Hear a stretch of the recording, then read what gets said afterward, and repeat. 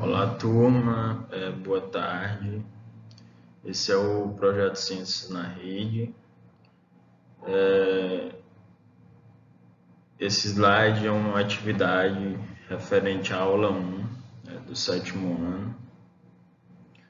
E a gente vai fazer uma pequena revisão aqui do que a gente deu na aula passada, né? A gente estudou um pouco sobre as situações do cotidiano que envolvem troca de energia em forma de calor, né? Aprendemos um pouco sobre os diferentes tipos de combustível, aprendemos um pouco sobre efeito estufa, aprendemos um pouco como funciona as máquinas a vapor e a gente vai dar seguimento a um exercício para poder relembrar o que foi estudado, tá bom?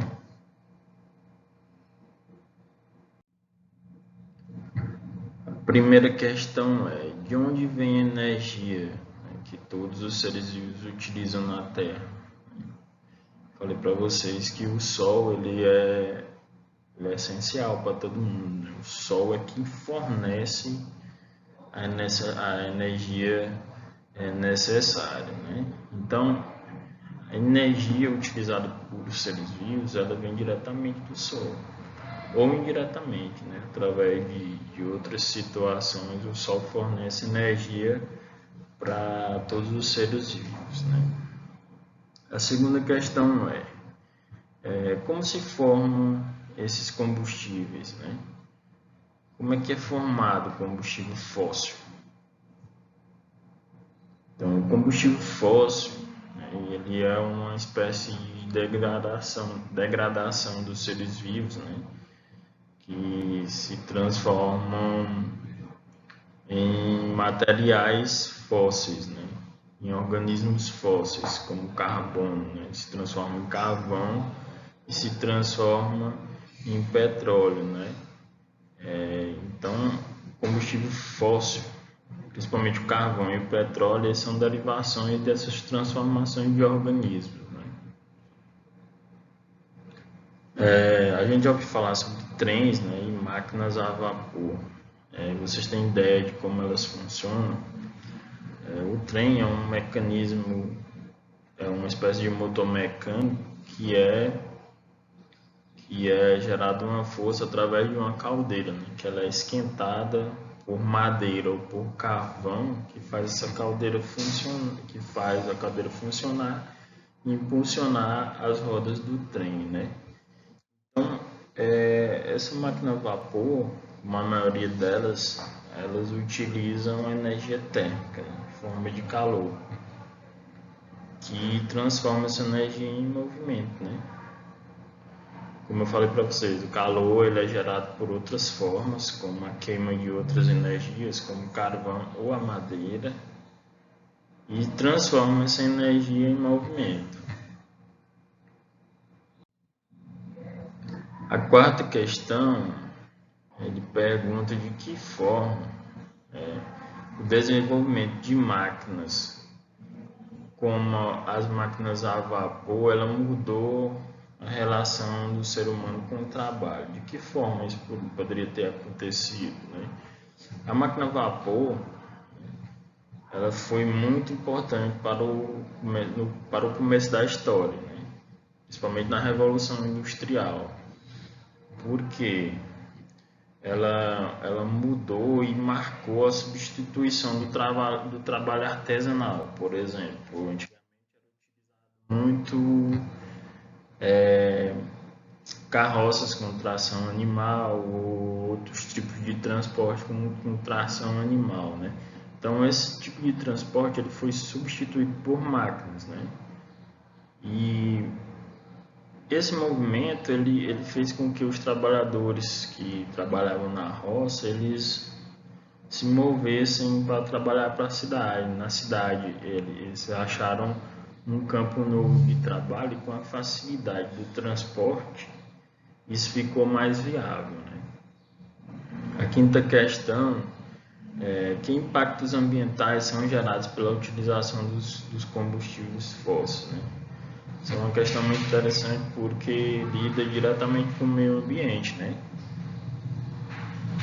Então, o uso desses de combustíveis fósseis, eles liberam na atmosfera gases, né, que agravam o problema da poluição já existente, né?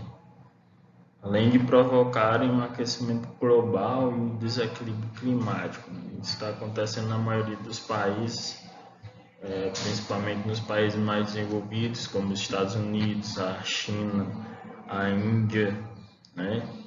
Que pela quantidade de gente, pela quantidade de combustível fóssil utilizado, né? Acaba agravando o problema da poluição do meio ambiente, né? Provocando o aquecimento global. Então, você viu que a parte da energia que passa de um ser vivo para o outro, ao longo da cadeia alimentar, se perde na forma de calor. Então, por que a energia de um ecossistema não acaba? Porque o Sol ele fornece, né, diretamente energia, né, para todos os seres vivos. Então, por exemplo, se o Sol ele fornece energia para as plantas, né, e de contrapartida a planta ela é alimento para o gado e o gado é alimento para o ser humano e todos os dejetos vegetais ou animais eles são reutilizados pela natureza, então existe uma constante cadeia alimentar, né? Que começa desde o sol emitindo a luz para as plantas até o final o ser humano comendo a espécie animal, né? Se alimentando da espécie animal.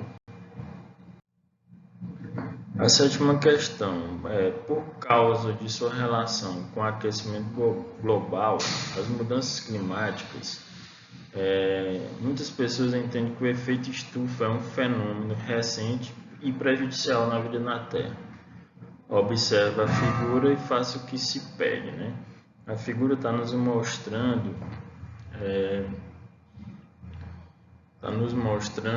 o Sol aquecendo a Terra, né? E a Terra refletindo alguns raios, né?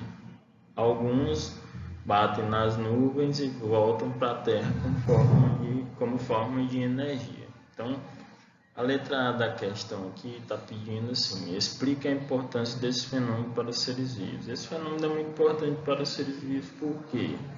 Porque o efeito estufa é o que mantém a temperatura média da Terra, né?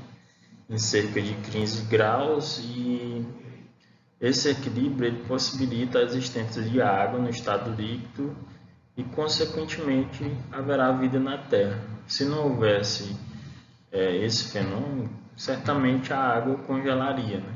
A gente ia ficar em uma temperatura em cerca de menos 15 graus Celsius, por exemplo, aí tudo congelaria. Então, consequentemente aqui a outra pergunta é o que aconteceria com o planeta sem esse efeito estufa? Sem o efeito estufa, a Terra refletiria a maior parte do calor, né, proveniente do Sol. Então a temperatura da Terra ela iria baixar, não iria aquecer.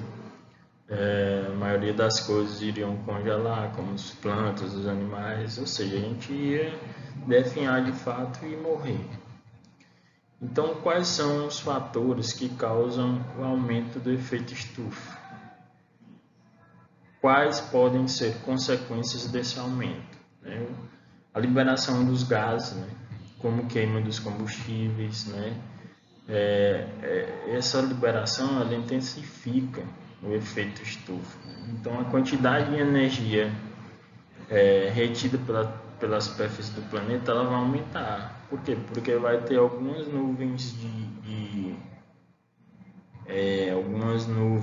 de poluição que vão, em vez da Terra refletir os raios solares, né? Os raios solares irão aquecer mais ainda a Terra, porque eles não vão ter por onde sair, né? Então, na superfície do planeta o calor ia aumentar, né? estão provocando o aumento da temperatura e o desequilíbrio de todas as classes, né, de todos os ecossistemas, que poderia, por exemplo, ter uma consequência desastrosa, como a morte de todos os seres vivos, né, o degelo das calotas polares e a redução das geleiras. Então causaria uma inundação também na Terra, porque esse excesso de água derretida, eles iriam para o mar e iam provocar uma certa inundação, como uma de gigantes e etc.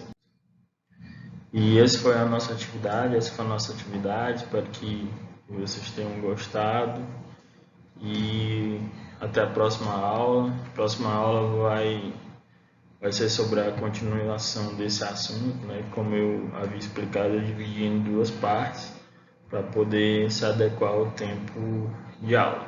Um abraço e boa tarde para vocês.